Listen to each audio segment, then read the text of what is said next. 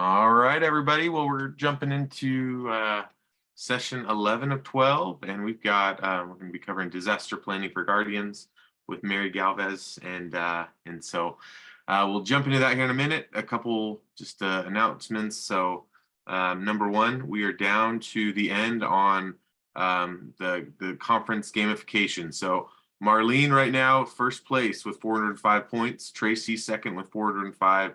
Drew with 400. Rebecca just snuck in there into fourth place with 400 points. Sarah with 400 points as well. And so we'll be, I got to figure out a tiebreaker here or something. And so we'll officially be announcing the winner at the beginning of our final session. And so 2:45 p.m. is exactly when we'll cut things off, and whatever screenshot I take of what's there is who will be the winners, and we'll hand out the awards during that session. As far as attestation, just a reminder, so in the platform, if you are with the Washington State Bar Association seeking credit, you can go to the surveys tab in between leaderboard and the welcome video. And you'll have an opportunity to enter in your information to get credit, and we'll submit that for you here in a few days.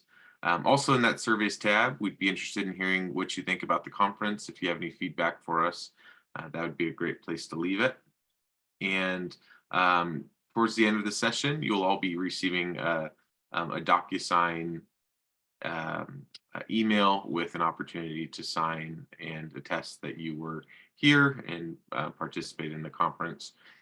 Please don't complete those until the final session, just to make sure we've noted that you have attended everything. So, but we're going to pass things off to Mary here. Let me read a little bit about her. Mary is Galvez is a nationally certified master guardian.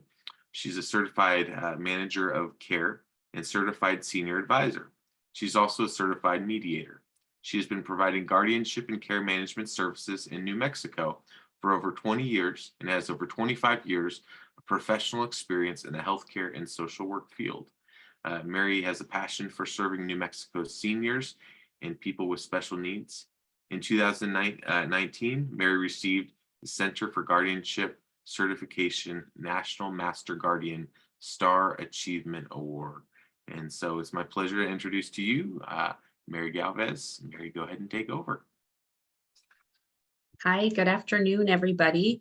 I am coming to you from New Mexico, so I'm about an hour ahead of you, but I also see that you have been in 2 days worth of sessions, so I appreciate your being here, and hopefully we can stay awake and alert thinking about this topic of disaster planning, disaster planning for our people. So for those of you who don't know me, which is probably most of you, I am a news junkie, and I am also one of those people who every time there is anything on the news that might somehow apply to my clients or my work, I immediately think, what would I do? What would I do if we were in this situation and we had to manage this for our clients? So I had wanted to have a disaster plan in place, a solid disaster plan in place for our agency for years. And we finally were able to implement that a couple of years ago, and thankfully have never had to use it, but it's good to know that it's there. And I'm happy to share today with you all about that disaster plan that we have and how you might be able to put that into practice in your agency. So I wonder, I don't know if there is a way that people can raise their hand, or if it just has to go in the chat. I should have asked Luke that, but I'm just curious how many of you have a disaster planning policy in your agency. So I don't know if you can just give me a thumbs up in the chat, or let me know. Just curious. I see one that we do not have. Nope. Yes. So a lot of no's. And I just keep the smoke detectors working. That's important too. That's important. So lots of no's, some yeses, and some sort of, kind of. Well, hopefully after today, you'll be inspired to either implement this in your agency or add to and supplement your plan. So let's just scoot along here. See if I can get my slideshow to move. So our objectives for today, one is just to be aware of the potential crises or emergencies that might befall your caseloads. To be equipped with tools to create a disaster plan for your practice, and to understand the importance of anticipating and planning for your clients' future needs. So if nothing else, I hope we all walk away with that. Natural disasters, crises, pandemonium, violence, civil unrest. These are the things that occupy our news feeds. It certainly occupies mine as a news junkie. I see these things on a daily basis and wonder, how do I address my clients' needs during these times? So that's what we're going to talk about. We want to be prepared. What are we going to be prepared for? Fire in New Mexico, that's a huge thing. We're a very dry state. We're in the high desert. Fire is probably our biggest potential disaster. And in fact, about a year and a half ago, maybe not quite that long ago, we had a serious fire crisis in New Mexico that caused many clients to be displaced. Up in Las Vegas, New Mexico, where we have our largest behavioral health institute, they had to evacuate the whole hospital. And so many people in that hospital are people who are served by guardians, and the guardians had to relocate their displaced individuals who were hospitalized because of psychiatric reasons and needed to be placed in another secure environment. So that was quite a crisis here. Other things that we might have to prepare for: tornadoes, thunderstorms, floods, blizzards, active shooter situations. That's a big one these days, sadly. All of us have to consider that, whether it's an active shooter in the neighborhood or community where our clients live, whether it's an active shooter situation in our office and we need to keep our staff safe, or an active shooter situation in a hospital or a care facility setting, and so much more. Power failures, bomb threats, gas leaks, hazardous material release, train derailments, civil unrest, rioting, earthquakes. And I wonder if people want to put in the chat maybe some, and already people have started to do that. Thank you. This is what I wanted to talk about. It's a little challenging, not in person, because I love to have people kind of throw these ideas out, but what kinds of disasters affect your region? So I'm going to scroll up here just to see what you guys have put. I see, I got to put on my glasses.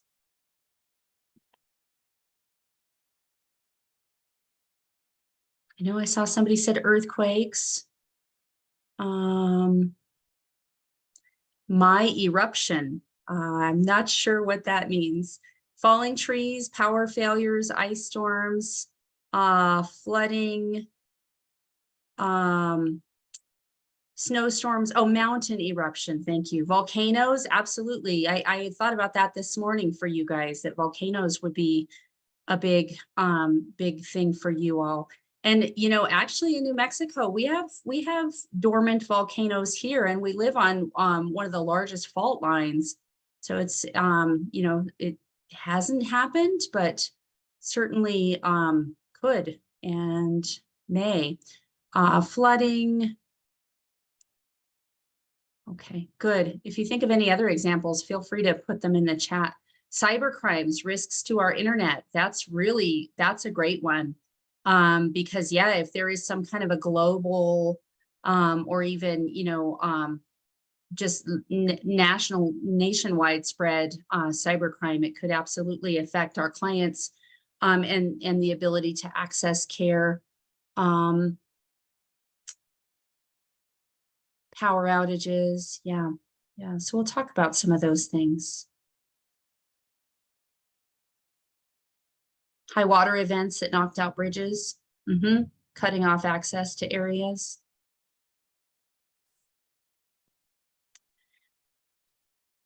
I have to move some boxes around here because they're blocking my PowerPoint. So Walt Disney said, the way to get started is to quit talking and begin doing. So we're going to talk today, but I hope that it leads to some doing. We start with a plan, right? That's what we need to first work on. The purpose of developing a plan, of course, is to just be prepared and be able to respond to disasters and emergencies in order to ensure the safety and well-being of our clients. Every guardian should be prepared to respond to the needs of our protected people in the face of an emergency or a disaster. And frankly, that's what we do as guardians anyway, right? We are constantly responding to client emergencies. And this is just on a bigger scale and really talking about things that might have the potential to affect multiple clients at once. Consider your caseload. Circumstances differ. We have, we want to make sure that our plan is specific to the client population that we serve so that we can effectively implement it. I'm sure that my caseload distribution is very different than many of yours. I know some guardians who all of their clients live in care facilities. I know some clients who, only have a handful of clients and they all live in their own homes. We have quite the mix, actually. We have clients in their own homes. We have clients in nursing homes, in assisted living facilities, small residential care, group home, boarding home kinds of situations. We have clients who live with family members. So it's a pretty good mix. And we also have different regions that we serve, although we primarily serve the metropolitan area here around Albuquerque. We do have some rural areas. We have our East Mountains. We have, people who live out in the county. And so their needs and circumstances are really going to differ. And their access to services and our access to them could potentially be impacted by their geographic location. When you're developing your plan, you want to consider the types of disasters or emergencies that might be specific to your region, kind of like what we were just talking about in the chat. And then you want to consider your resources. Who's on your team? What's available in your community? What natural supports might already exist? I'm going to check the chat just real quickly. You guys, abductions. Yeah, I mean, that would certainly be a crisis. It would be a little more specific to probably just one client at a time, but it is absolutely an emergency that would need to be addressed. Tsunamis. Yeah. Again, kind of back to those specific examples: wildfire, severe weather, natural disasters, power failure, active shooter, bomb threat. When we developed this, we talked about civil unrest and rioting in the last few years. That's been a big deal. And I know, 2020, 2021, that was something that affected many regions, particularly in larger cities. And we certainly had a lot of civil unrest here in Albuquerque, and if we had clients living in the area where some of those things were happening, we would have had to take action. Hazardous materials, emergency evacuations for any reason, and then any other threat or event that would threaten the immediate health or safety to those that we serve. The tools that we use in our agency include the assessments that we use for our clients, include emergency preparedness, and include knowing what our local resources are. So in the assessment category, and we'll go deeper into this as we go along here, but we have an emergency disaster risk assessment scale, and I'll show you a sample of that in a minute. But essentially, all of our routine clients are, we do court visitor work. We also do consultation, and we do some sort of as needed care management. Those cases typically don't require an emergency risk assessment because we're not personally, as an agency, responsible for the ongoing management of their care. But certainly the clients that we are guardian for, clients that we have decision-making authority for, they all get an emergency disaster risk assessment scale. And based on the outcome of that scale, then we would determine whether or not they require an individualized emergency and disaster plan. We have an overarching disaster plan in our agency, just as part of our policy, that sort of broadly discusses how we would respond in the face of an emergency. But for the individual client, we develop a plan that addresses their specific circumstance. And again, I'll show you a sample of that in a minute. As far as emergency preparedness, we make sure that we have emergency phone lists, and that's not just for the individual clients, but also for us as an agency. We want to know who can we call in the community to help us, what services are out there, whether it be public services, utilities, of course, law enforcement, and any other community-based services that might assist us during a time of crisis. So we maintain an emergency phone list. We also want to have evacuation plans. And I noticed in the chat, a couple of people mentioned like nursing homes have their own evacuation plans. We take that into consideration for all of our individual disaster plans for clients, but we want to know what those evacuation plans are. We want to have emergency preparedness and first aid kits. That's for people who are living in their own homes. And then we do a notification protocol document for all of our clients. Again, I'll show you a sample of that, but essentially a notification protocol is a document that outlines, it identifies us as the guardian for the person. It also outlines the kinds of circumstances that we would need to be notified as the guardian. Those would include things like illness or injury, a change of cognitive status, a need for a care plan, if the client elopes from the facility or elopes to get married, we probably need to know that too. If there are changes in medications.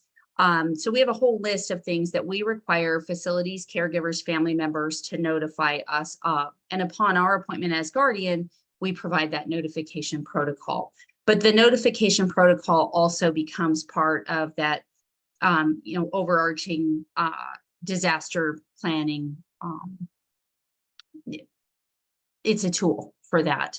Local resources, we want to maintain an emergency phone and resource list. We want to identify who our volunteers might be. We register with local alert systems. So we have a couple of it's kind of like reverse 911. I don't know what you have in Washington. I imagine there's something similar, but you can go online or go on your phone and register to receive emergency alerts.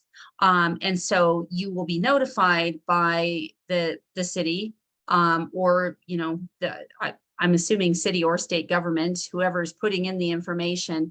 But we get alerts when there's poor air quality. We get alerts when there's a fire, if there are flash flood warnings. So those, all of our staff are registered for the local alert systems because we take turns being on call.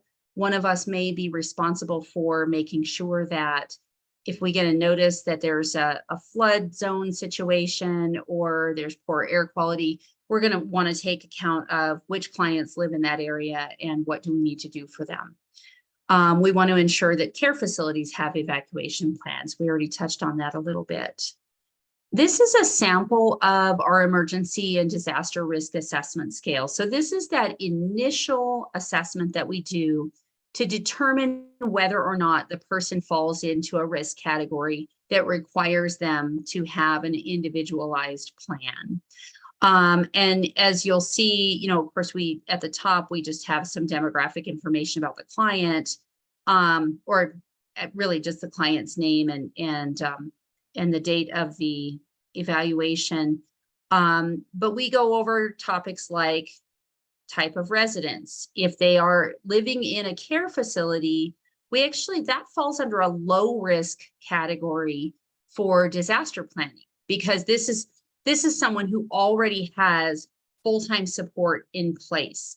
And the facilities are required to have evacuation plans and disaster plans internally. So from the perspective of how quickly do we need to respond to them, they kind of fall into a lower risk category versus our client that lives at home in his own home alone. That is a much higher risk category. Those are the people we're going to want to get to first and make sure that their needs are being addressed. And then kind of in between, you know, if they're in an independent living facility or a group home, we know that there is generally some supports there. If they live in the home with others, or they live in an apartment complex where others are close by, again, a little less at risk imminently than the person that's living completely at home. And maybe not even less at risk, but less dependent on us getting to them quickly. We're going to want to get quickly to the people who have no support with them.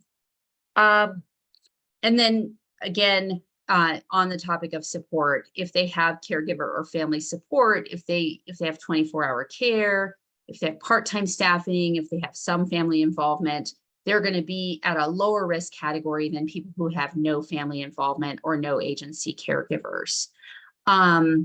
Mobility, you know, if they are bedbound, if they cannot walk unassisted, they fall in a higher risk category. If they're able to ambulate unassisted, we know that evacuating them is going to be a little bit easier. If they have cognitive impairments, developmental disabilities, mental health challenges, you know, depending on the nature of their impairment, it's going to place them at a different level of risk. If they use oxygen, that is a risk factor. We want to make sure that somebody who is on oxygen full time, who may need to be evacuated, or if there's a power outage or something of that nature, we want to make sure that we are addressing their needs. And then if they take a lot of medications, we want to know that so that we can, again, make sure that they're getting their medications as ordered, and that their medications would go with them if they had to be evacuated.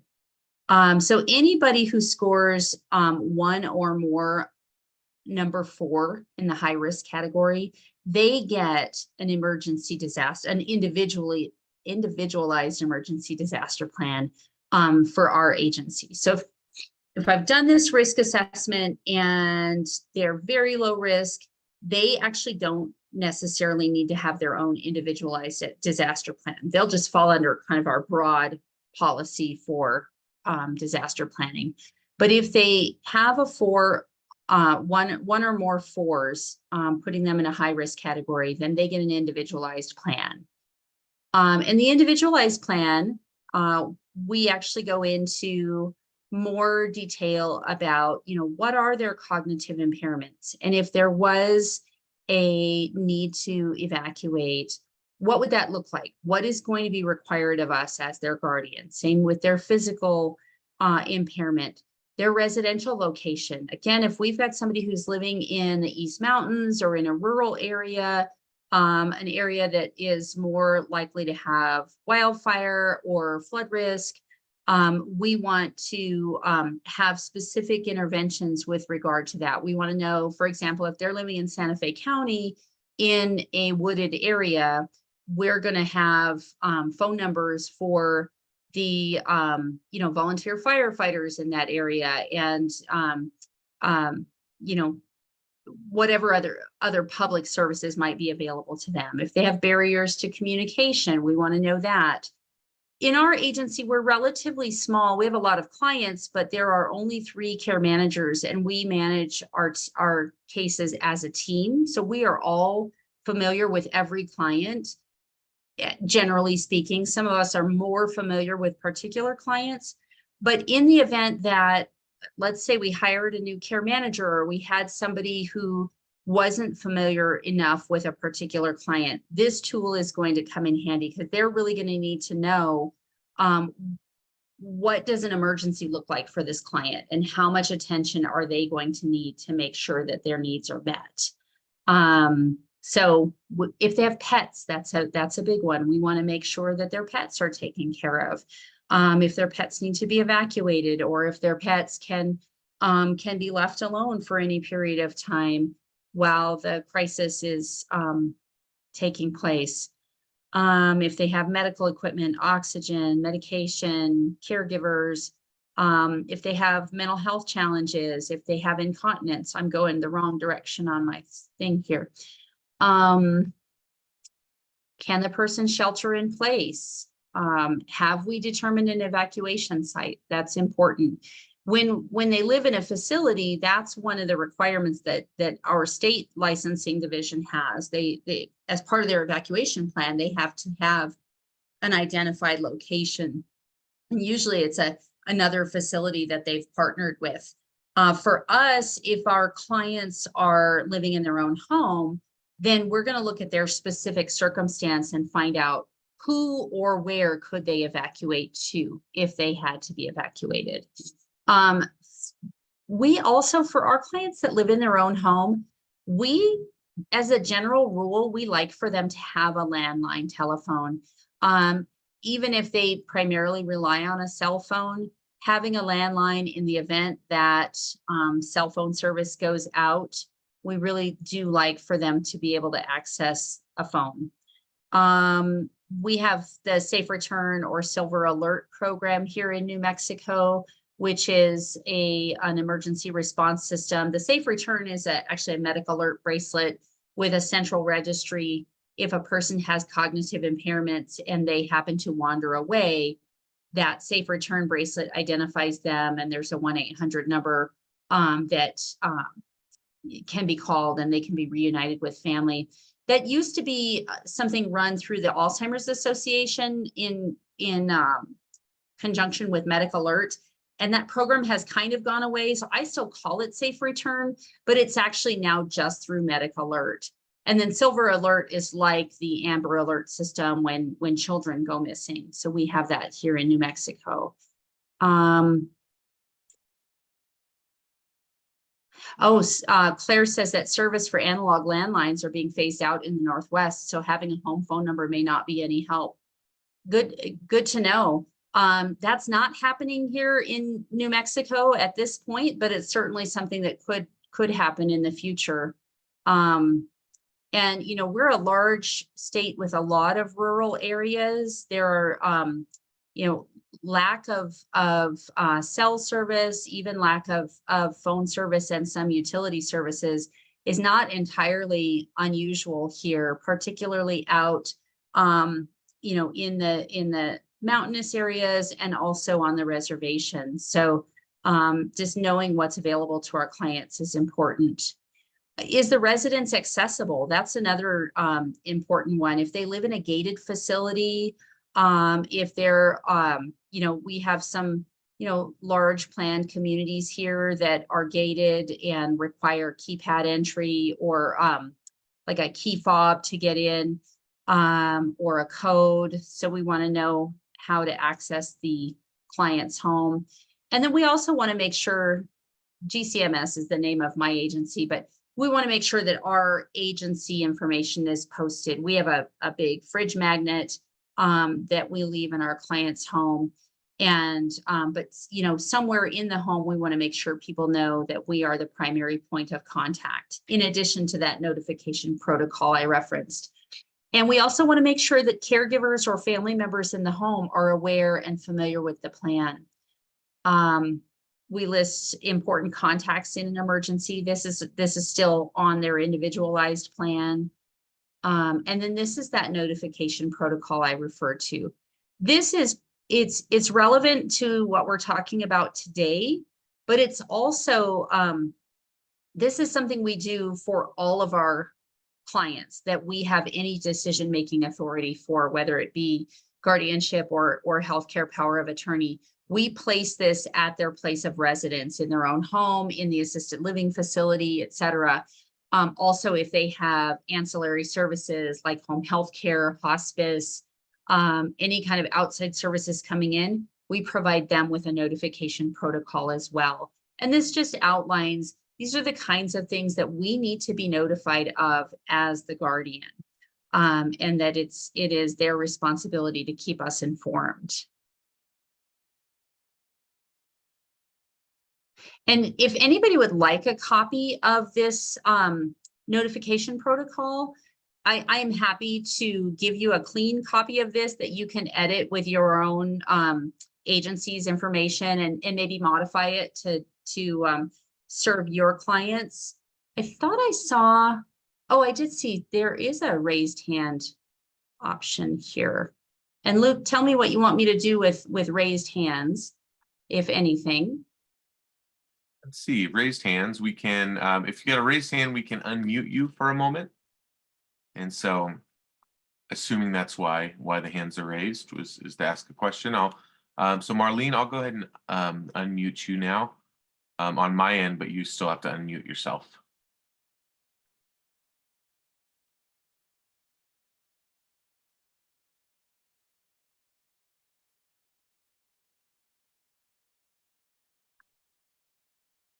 Okay. And then we got somebody else with the raised hand. I'll go ahead and unmute the 272 owner's iPad.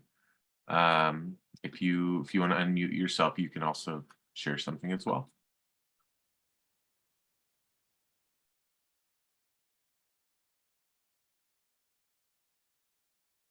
Okay. I'm gonna take it as raising hands for another purpose. And so we can go back to the chat box as the main form of communication. Okay, great. And I do note that a number of people would like this document that they can edit. So Luke, Okay. I'm happy to just email it to you. And if you want to, post it on the documents page or whatever is easiest for you. That'd be great. Yep. Feel free to Yeah. send it up and I'll post it for everybody. I will. I'm going to make myself a note before I forget. Okay. So yeah, as part of our policy, we have an emergency coordinator identified.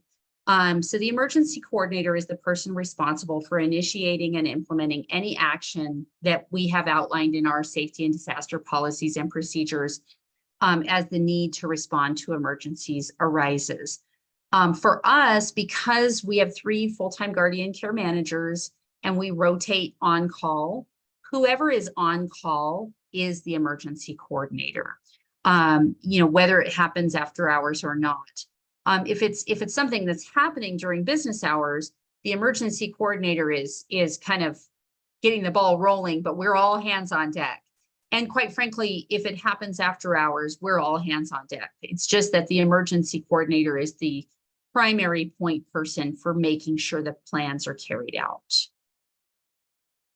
So the emergency coordinator takes action by notifying family members of the situation, directly contacting clients, facilitating evacuation and or providing transportation. And please keep in mind, it's not that the emergency coordinator is doing all of this alone. Again, it's all hands on deck. And it is not just the 3 of us. It is, we've identified resources within our pool of people, and we're going to employ whoever we need to employ to make sure that all of our clients are getting the attention that they need. Contacting staff at facilities where clients reside, securing safe lodging and accommodations for clients. Last year, when I did this presentation for the National Guardianship Association, there was a guardian from Charleston, South Carolina, and she talked about hurricanes and the things that they've had to do. And she actually has partnerships and relationships with local hotels, and she's been able to work with them to evacuate her clients that live in their own homes. I just thought that was such great foresight that she had. It wasn't just that she was calling them in a panic. She actually had built these relationships in advance of the need and had an agreement that they would house her clients as they were able.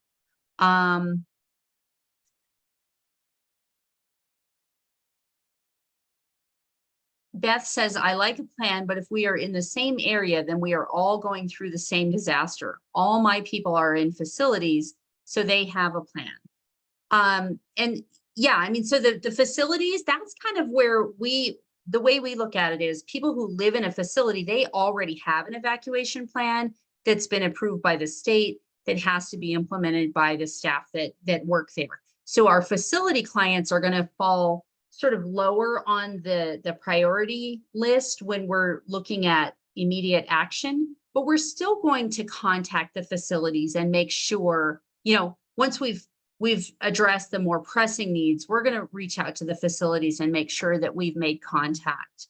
And the question of who pays for the hotel, I guess the answer is it depends.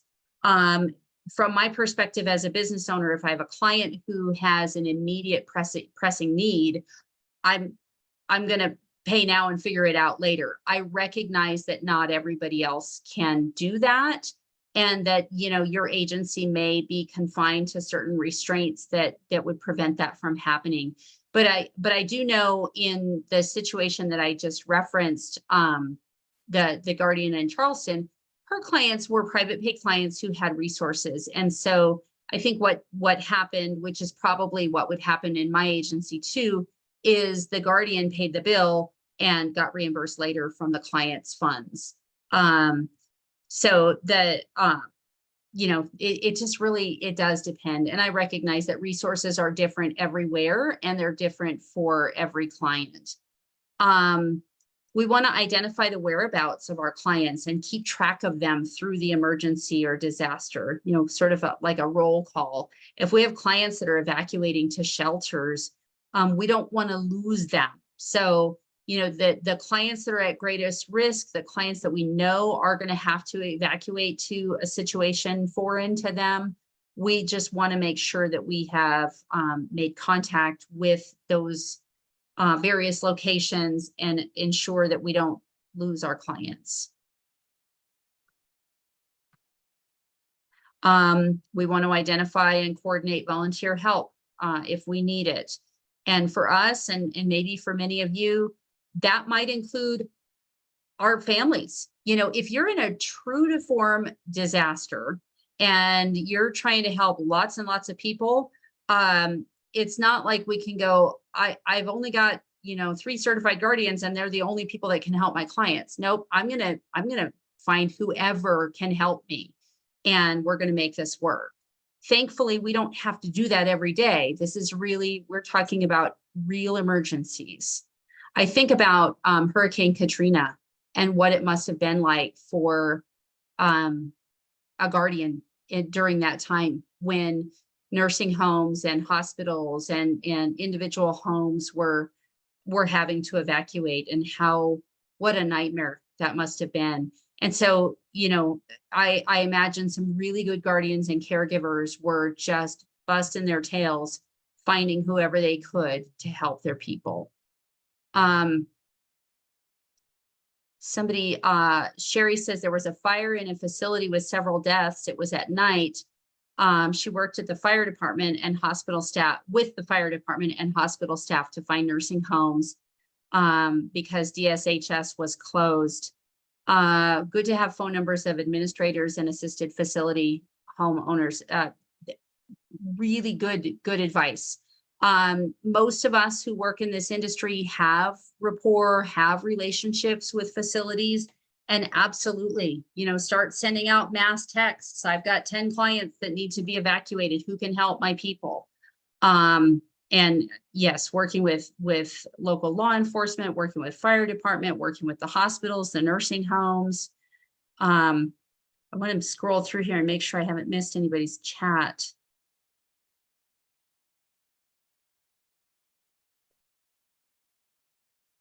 Yeah, licensed facilities are required to have a plan.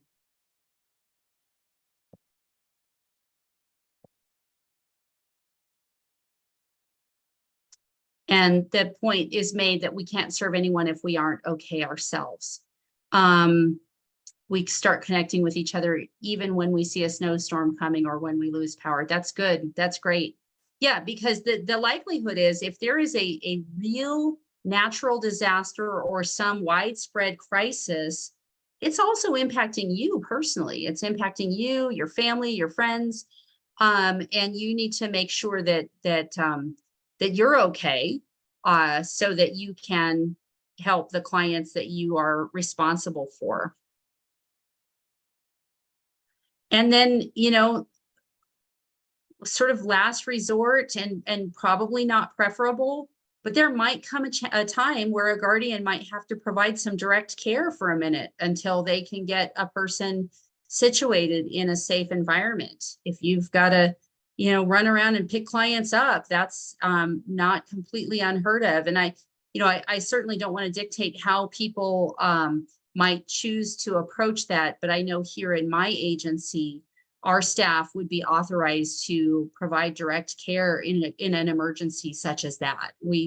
Our typical policies would kind of go out the window if we're dealing with a Hurricane Katrina level kind of crisis.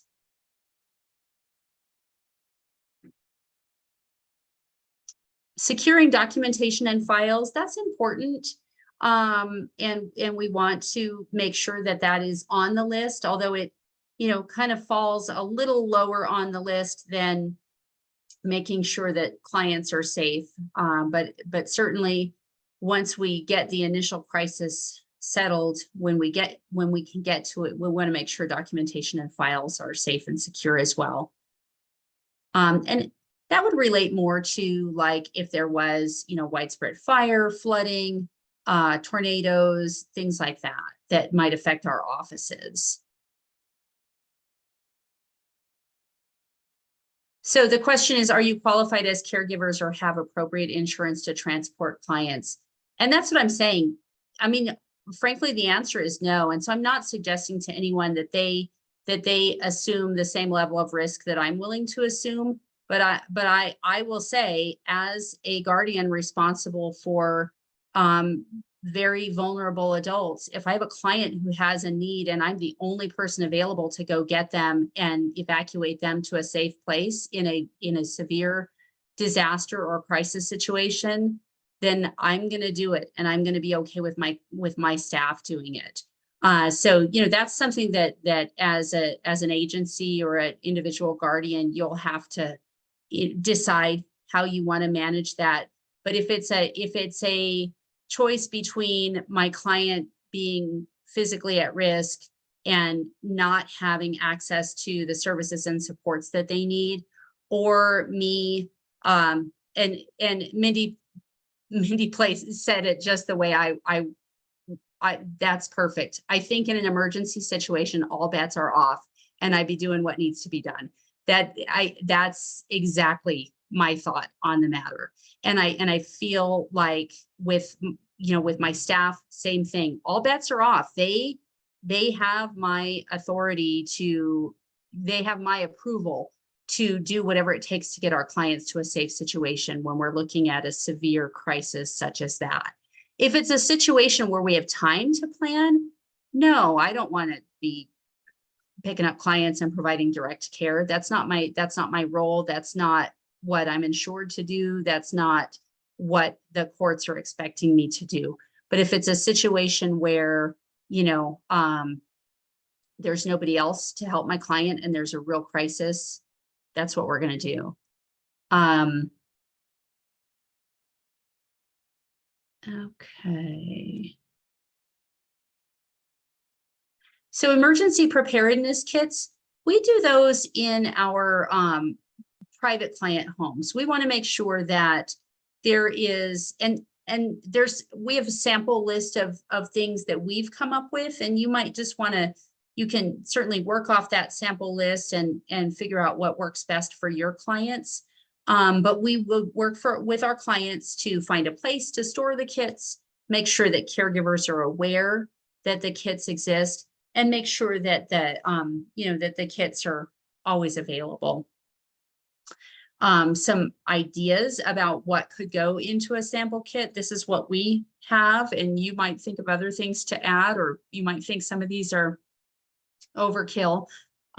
Blanket, flashlight, batteries, water, non-perishable food, a non-electric can opener, toilet paper, hand sanitizer, duct tape, basic first aid kit. And then we have a packet that includes emergency phone numbers, a copy of their individualized disaster plan, information about pet shelters. We have a whole list of resources for pet shelters and pet sitters, pet caregivers. We've even made contact with a couple of them who have said, sure, if I can, I'll run around and pick people's dogs up and take care of them in a crisis. And then we want copies of their advanced directives or any advanced planning documents that they have. So the evacuation plans, in the event of a city, county, or a federally mandated evacuation, the emergency coordinator, that's the person on our team, will identify the mandated evacuation site. So if it's if it's somebody that lives in the Northeast Heights of Albuquerque and, the mayor or whomever says we're moving everybody from this neighborhood to, Barela Senior Center. Well, then it's up to us to figure out how to get them there. So we assign staff and volunteers and get our clients to their designated site. And that goes back to the whole transportation issue. We also have an evacuation checklist, which I think I have later in this slide presentation, where if it's possible, if we know we have to evacuate a client, and we can gather their belongings, we have kind of a little cheat sheet of the things that we would want to take with them. And we're going to comply with the direction and guidance of government officials conducting the evacuation. We're going to notify client family members as appropriate. And we'll figure out who's going to stay with our clients if we need to, if we had to evacuate somebody from their home to a shelter, for example, and their caregiver wasn't available because there's a crisis, then we might have to try to figure out who's going to stay with our client and make sure that they're safe. This is the evacuation checklist. If we did have to take somebody out of their home for a period of time, we want to make sure they've got medications, clothing, toiletries, their walker, cane, wheelchair, etc., oxygen, including extra tanks, if they have glasses, hearing aids. Dentures aren't on this list, but if they have dentures and they're not in their mouth, we might want to grab those. If they've got a cell phone and a charger, their identification, their wallet, we want to make sure their pets and any pet food or medication are evacuated with them. And we also want to unplug their appliances before we leave. We have a wildfire fire response policy, specifically because we're at a high wildfire area. I won't go through all of that, but this is just some sample procedures that we have, knowing that these are potential things that we might be faced with. If there's an active shooter, I have really mixed feelings about the active shooter policy. I think it's important to have one and to know what that policy is. But the reality is those situations happen so fast that it's not like we're going to go look up our policy and find out what to do about the active shooter. But I think having a policy, reviewing it periodically, and maybe having that, some of those things in our memory banks so that we might have the presence of mind to appropriately address the situation. If we hear about an active shooter in an area where a client is, it's a lot easier for us to then look at the active shooter policy and figure out what we need to do. Obviously, if we're in a circumstance where we might be affected by the active shooter, we're not going to go running around looking for this policy. We're going to be, trying to escape and hide under desks or in storage closets or whatever else we need to do to stay safe. Patricia says they had a standoff with an active shooter near an adult day health facility. The facility had no idea, and the nearby school was on lockdown, etc. But good on you for recognizing that and calling the facility. And that's again having that good disaster planning mindset. I actually I have a couple of good friends that own a large therapy practice that has multiple offices throughout the state. And we had a big active shooter situation up in Farmington, New Mexico. And I was out to lunch with those two friends, and their office called and said, there's a shooter outside the building. And so I got to listen in real time to her kind of talking her staff through it, making sure like doors are locked, everybody's away from the window, go hide under desks, make sure they had, patients in their office for therapy. So they were shuffling everyone around and then contacting law enforcement to make sure they knew when it would be safe to get out. Valerie says, take the meds, but don't go back into a burning building for them. Amen. Yes, we're not going back into burning buildings for anything. We can always get medications replaced. Claire wants to know if we have a go bag already packed. And we don't do that, but it's not, I don't think it's a bad idea. I think especially if you know that a client lives in like a high fire area, or if you're aware that a fire is encroaching, or that there's, that there is an impending emergency, then it would make sense to call the caregiver in advance and say, hey, why don't you just get a bag packed and ready to go?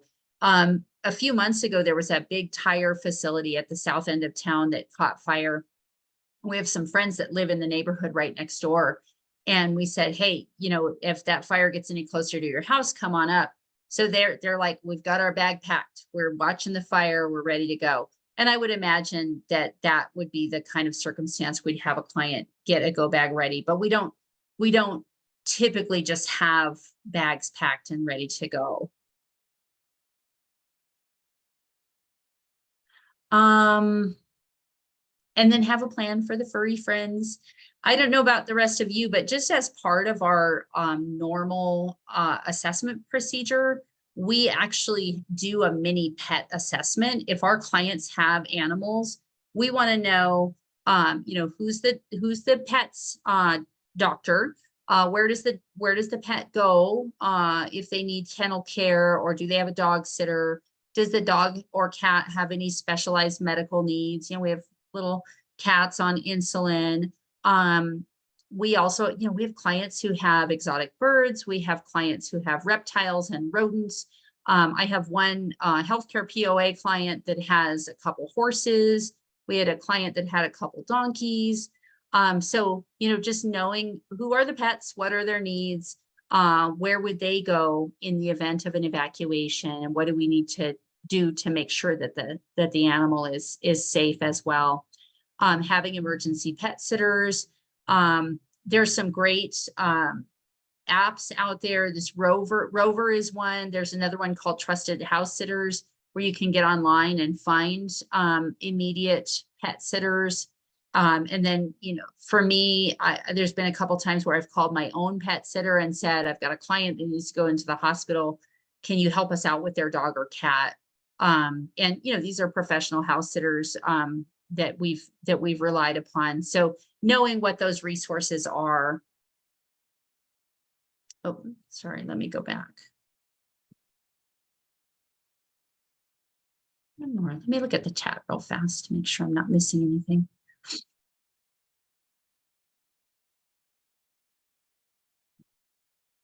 Valerie says she's not a big fan of taking clients living outside of a facility. It changes the game. It really does in so many ways, not just in terms of emergency and disaster plans, but yeah, the support network is much smaller, and the risks are much greater when somebody is living in their own home and not a facility. Jamie says, I received 2 very simple pieces of advice from the state disaster preparedness team. Keep a pair of shoes, slippers under the bed in case of earthquake. Oh, I hadn't even thought about that because of glass injuries. So having the shoes or slippers immediately accessible so that if someone needs to get out of bed and there's broken glass or broken, whatever on the floor. Also set up a group text with all, sorry, this doesn't scroll easily.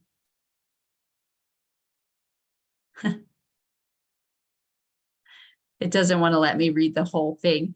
Set up a group text with all the people you need to contact during an emergency.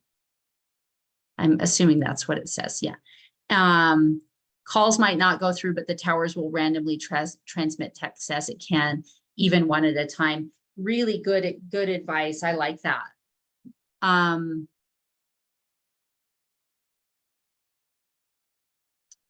then, yeah, Valerie says her husband is a retired firefighter and paramedic. The greatest disaster tip is to protect your feet. That's great. I'm going to remember that. So in sum, and I think we're going to be right on target with our time.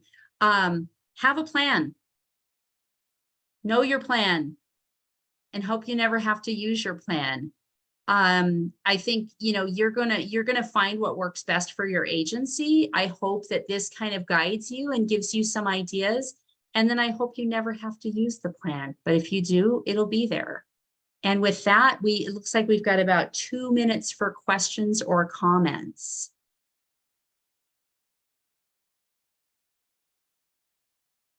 Yeah, I'm happy to supply copies of everything.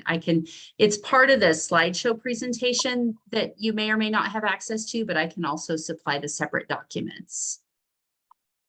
Yep, and they should all have access to the PowerPoint presentation in the auditorium. So you can find Great. that. If there's anything else, feel free to send it over and I'll get it out to everybody.